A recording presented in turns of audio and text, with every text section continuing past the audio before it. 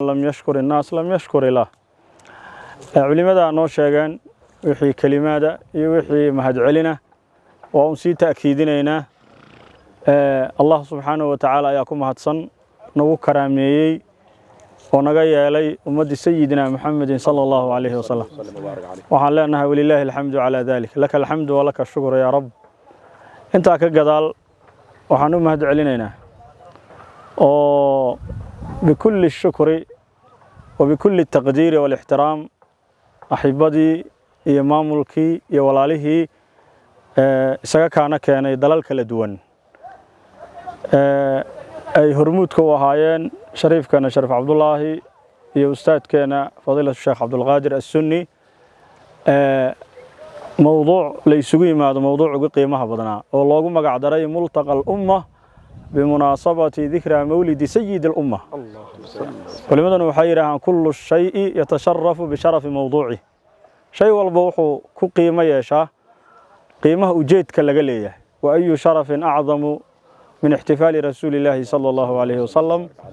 ولماذا سبحان الله نهي ده waxaan ugu kaafiye xadiiskii saxiixa nabigu yiri صلى الله عليه وسلم من صنع اليكم معروفا فكافئوه qofkii wanaag idin sameeyo u baagtooma fa lam tukaafi'uhu fad'u lahu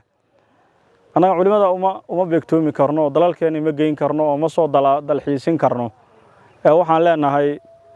ميزانكنا حسناتك كل شيء سميدان يعني صغيرا أو كبيرا قليلا أو كثيرا قولا أو عملا أو اعتقادا جعل الله سبحانه وتعالى هذا الملتقى في ميزان حسناتكم ورزقكم الله سبحانه وتعالى شفاعة الرسول العظمى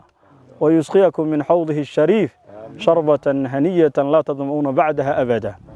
وحلنا هاي ختامه مسك ما أنت ماشان درتا عقارا waxay gabangabo u tahay maadaama bishii ay dhamaatay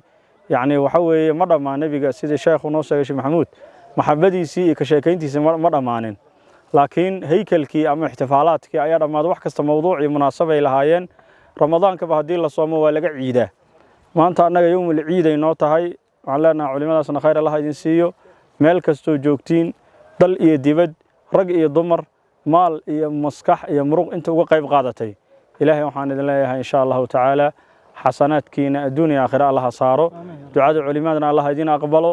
إن شاء الله تعالى سيدة رأي ما ينتعصن جعلنا صوكوبه هذا وبالله التوفيق والسلام عليكم ورحمة الله وبركاته